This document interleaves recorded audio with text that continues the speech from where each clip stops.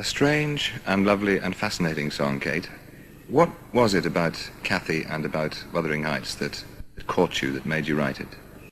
Well, I saw a series on the television about 10 years ago, and it was on very late at night, and I caught literally the last 5 minutes of the series where she was at the window trying to get in, and it just really struck me. It was so strong, and for years it's just been going around in my head, like the basic story and that visual image of her at the window, and I thought it was just perfect material for a song. It's just so passionate and full of impact. It's great.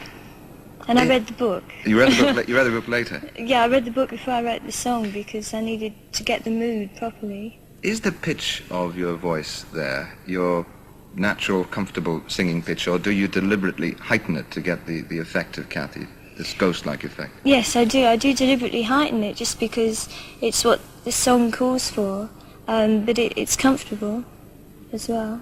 Do you have to, does it strain your voice to do it? I mean, do you take lessons to get it technically right so that you're not hurting your vocal cords?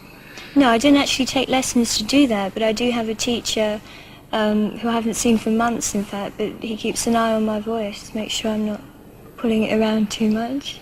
When did you start writing songs? I must have been 11 or 12.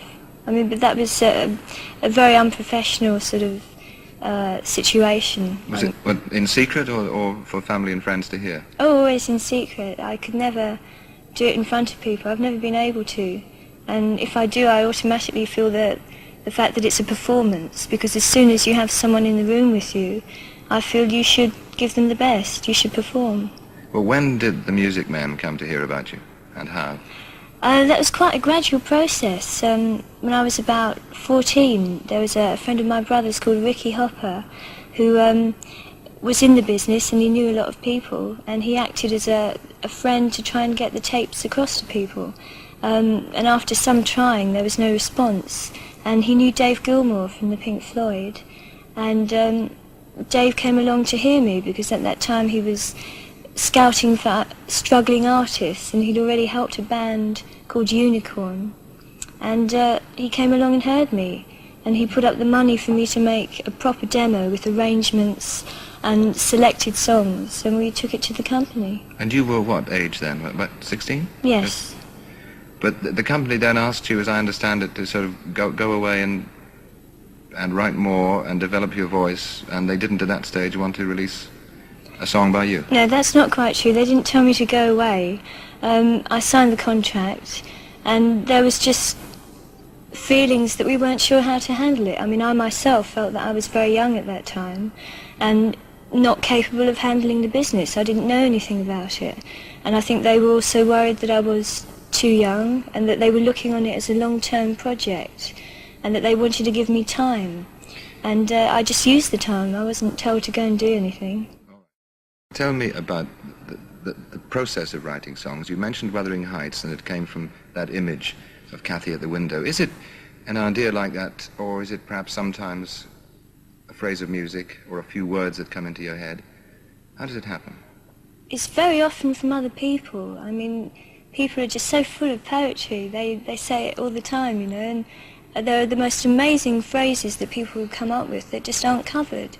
And you can really draw from people's minds and the situations people are in. They're always in different situations with different mental things going on inside them.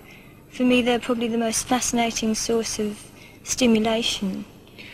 Some of your songs, there are love songs on the album, of course, some of them straightforward, explicit love songs, but there are dreams there too, and there are fantasies there too, and I wondered if you feel that there is a general direction in which you're moving in the songs that you write.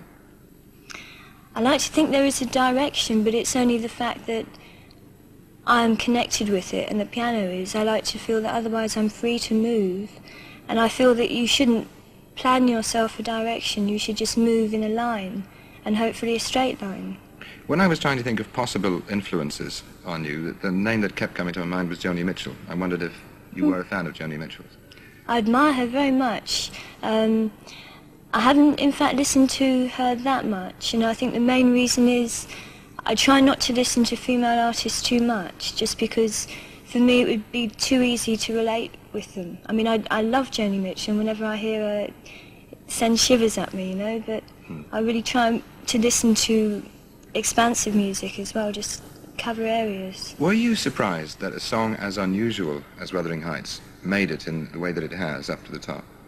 Yeah, I'm amazed. I mean, I always hoped that it would do something and that people would like it, but the extent and the speed is just incredible. It really is awesome, and it makes me feel like that high, you know, really, really small. In a piece about you the other day, the man from the Sunday Times addressed a warning to you at the end, and he said, "The music business is a corrupting industry. What are those strange and ugly birds gathering in the trees around you?" I'm not quite sure what he meant. Traffic wardens. Traffic wardens. Is it going to be a tough business to live in and work in and survive in? It's hard to say. I think you can make it tougher for yourself, but I think you can make it easier for yourself as well. It's like any business. It's how you take it. And I think really in a lot of ways I'm very privileged to be put in situations that I'd never ever have the chance of being in. I mean, like seeing a studio, you know, or meeting people I'd never meet. It's very privileged. It's very nice for us to meet you. Thank you, Kate, for talking to us. Thank you.